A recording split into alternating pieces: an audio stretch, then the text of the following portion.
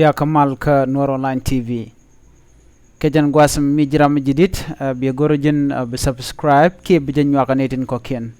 an ler balinga jan gwasame akuy loka man cha sub karopa ji scam dung pinyedo kana witin ko ken tende kam neten gora bi nyakaneti ko ken ban shod re ler man balinga jan gwasame shalado shakwan cha to ka kabre kem ka pinyedo Logan chatup UN chalado kabelt dugdog ke maintap ajan cha kabo rewish en winika pinyedo chalado sha ka kap shu mane denen kontela dene tat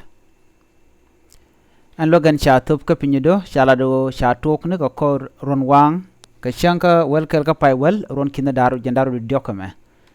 chinal dialtin ten wine rodiendol to luak en cha bel totin ko bika bel ken bikan ga kap ke loga dana sha nong de kana kap chumnen yan moko tura en loga sha to kan wini rewi ke pinyedo shala ro jan ba bore kemnatin ko ken kentin kona sha kap kan shwale kene denet nen yan gato cha goro ba loga ba to bantam ji UN ka kwi ko shina chi ke chuch niga kor gwazedan e cha ngajo chi chojetin ci UN sikete ke rol matot ke kuilo ka manana de top mende kam rofaji ke jan kor gwasmen tama cha lo ko mo cha je top cha je kam rofaji ke tel roj me chalat en go mebe ka nyok kor penetin be ke petenten yam kan roje mo kanalat kene dialan kon tin be bel be ka kef kene deni gor jeno bika tejme rong bika kan ka kwiko shikande chuch ka kor penatin be buga raja gwa ka UN ko bikan mandana de kan teach bikan teach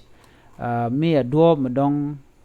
de ka ngodre which ki de ka jian de kan teach ma de kan top kan de konta la UN ko shoje me bej kan pedang wan pai nangte cha chiang bej long re kem natin ko kienden konte re which ka gambela ki Ethiopia ken kamden ko kien chalado bikan kwan bikan ga jikka ken konintin kon chalat ken ler kon yelinga jan gwasme ka kwi kwandana kapka re wish ka pinyedo